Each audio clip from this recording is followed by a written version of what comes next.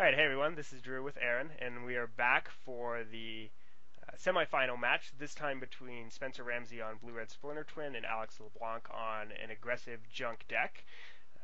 This is game one, and I believe the deck Alex is playing is the one that made the top 8 of the Pro Tour, featuring Voice Resurgence, Loxodon Smiters, Whitleaf Lieges. Okay, so this is sort of the kind of metagame-ish deck that Jacob Wilson, I think, top aided with.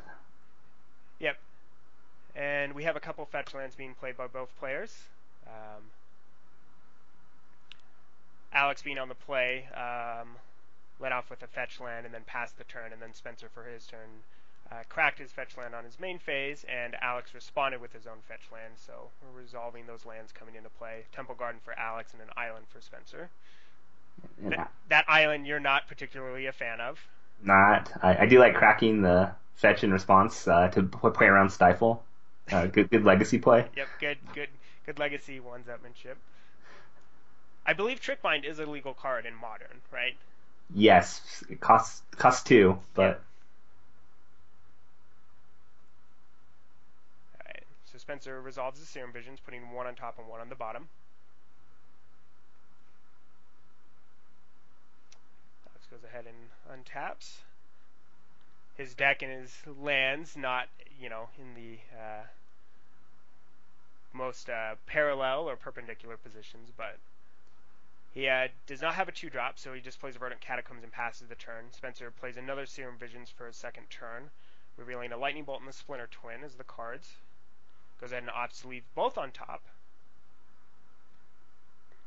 Does the aggro junk deck, it runs Thoughtseize and Inquisitions?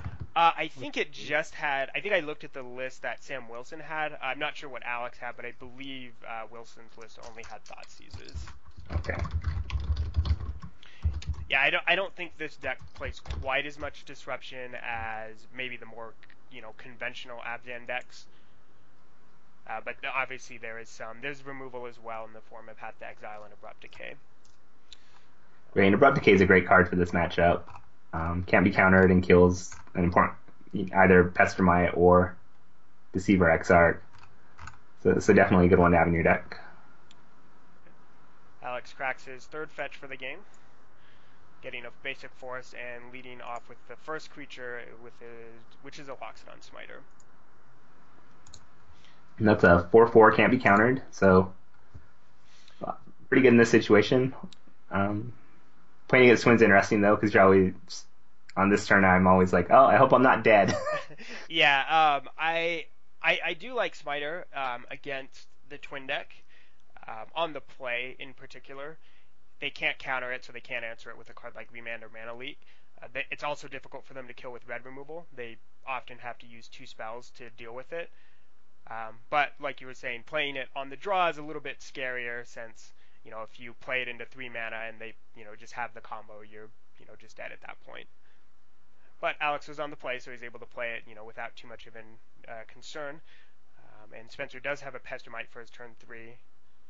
Opts to tap the Godless Shrine. Alex responds by using a Path to Exile with the mana from the Godless Shrine to get rid of the Pestermite. Do you like pathing there? I think because he has a Temple Garden still, I don't think you have to path quite yet. You could either path on upkeep if you felt like you had to get rid of the Pestermite, or you could even wait with the path to see if he does go for the Splinter Twin. If it was his only white source, I think you probably want to path there. Yeah. Since he had the second white source, I'd be a little bit hesitant just to give him more land right there. But also fine to get it out of the way and forestall the combo. Right, and it may be that sometimes you're concerned about the removal spell being countered. So if you let that happen and then you try and remove the Pestermite on, say, his upkeep, and he does have like a mana leak for you, and that's your only removal spell, then you're still going to be dead to the combo just 1 turn later. Right. In that situation, I don't know if you even need to do it during the upkeep. I think you can just wait. Because if he does go for the Splinter Twin, he's not going to have the mana to mana leak or remand. But at the same time, it sort of puts pressure on you since you always have to leave white mana up, which can be difficult since Pestermite, Deceiver, Exarch tap your land. Yeah, that makes sense since you may want to be able to continue casting your threats. So, but Alex does get a couple attacks in with the Loxodon Smiter, putting Spencer to 11. Spencer did get a Deceiver Exarch into play and just attacked for 1 point of damage. Yeah, but if I'm Alex, I'm not very happy he attacked. I'm thinking my Loxodon Smiter is probably going to get tapped again. But we'll see what happens. Yep, does look like a second Deceiver Exarch, tapping the Loxodon Smiter.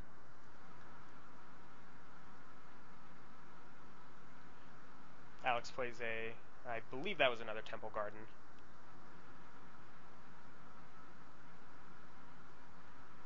Passes the turn back. Spencer sacrifices his Scalding Tarn.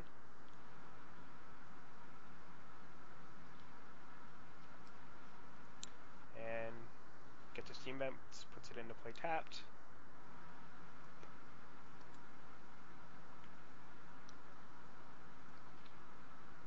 A little bit of a slow start here for Alex. I think, ideally you'd want a couple threats on the board or a little bit more disruption in the form of discard. So yeah, he does have a couple cards in his hand. I'm wondering if he's sitting on a few more removal spells. Right. It might be too that he has something like Wiltleaf Liege, and it's just too risky to. If he has Wiltleaf Liege and then a path, you can't really play the Wiltleaf Liege into this board because your planes can get tapped and then Splinter Twin kills you.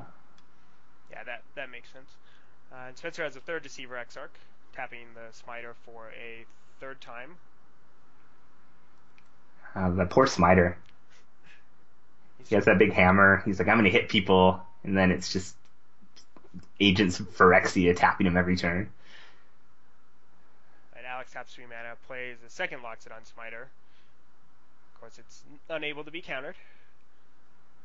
So Spencer takes his turn. Has 3 Deceiver Exarchs in play. Pretty sure he still has that Splinter Twin that he put on top of his deck from the Serum Visions, but it's probably still wary of, some of the removal spells from Alex's deck. Yeah, the way that played out, it makes me think Alex might have an Abrupt Decay in his hand. He did wait to 5 mana to play the Smiter, leave 2 up. It's unlikely Spencer had another tapper, but... So Spencer goes ahead and uses a Cryptic Command to tap the 2 Loxodon Smiters. So Alex does have a second path to exile, and in Spencer's attack step with the 3 Deceiver Exarch, goes ahead and uses a path to exile on one of the Deceiver Exarchs.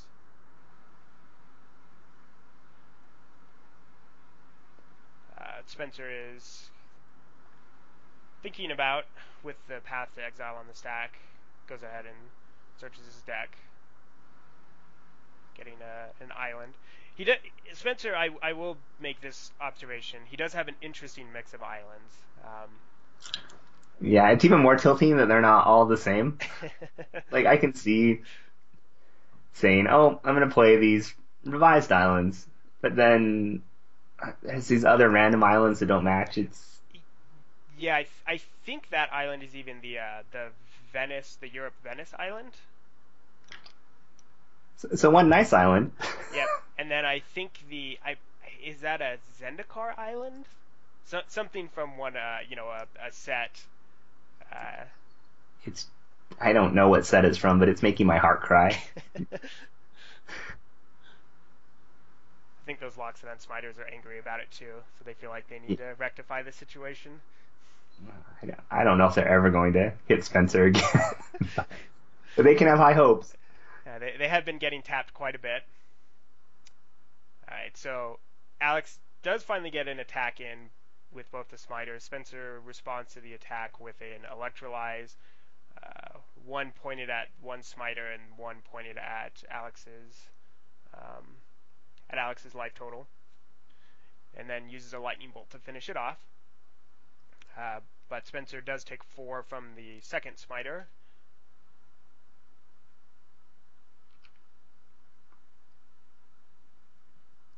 Look, even has a unhinged mountain, which is very nice. I That's guess true. unhinged islands are probably much more expensive than unhinged mountains, just That because islands are always more pricey. that So. is true. Oh, and look, he's got another different island. Yeah.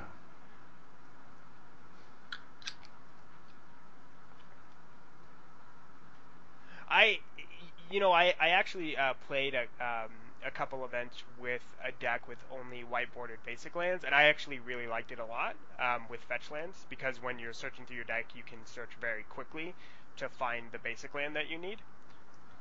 Yeah, I've like in my commander decks, I have all white borderlands, so I think it's fine, but it still doesn't make me happy. All right, so Spencer goes ahead and casts a Blood Moon. Alex responds by tapping his land, adding some mana to his mana pool. And he cast an abrupt decay on Deceiver XR right before that Blood Moon came down. So So Spencer is down to one Deceiver Exarch.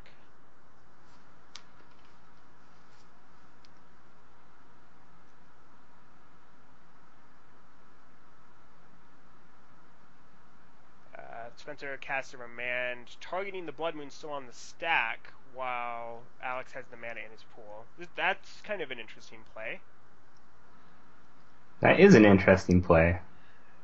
And Alex goes ahead and finishes off the third Deceiver Exarch with another Abrupt Decay, attacks with the Lone Locks it on Smiter. Spencer does have a Cryptic Command, so he has a possible temporary answer to the Smiter, but decides just to go ahead and take the damage at this point. That was a really heads up play by Spencer because if there's a black and green floating, your opponent's just gonna go ahead and abrupt decay your Blood Moon, I think. So if you by remanding it, he saves it. He makes Alex use the mana on abrupt decaying the Deceiver Exarch, and hopefully he can stick a Blood Moon here.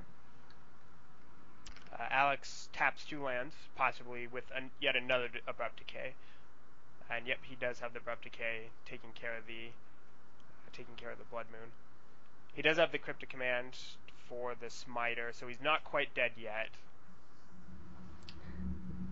I just like Spencer's play of trying to get the Blood Moon through there, because I think if he does, he can.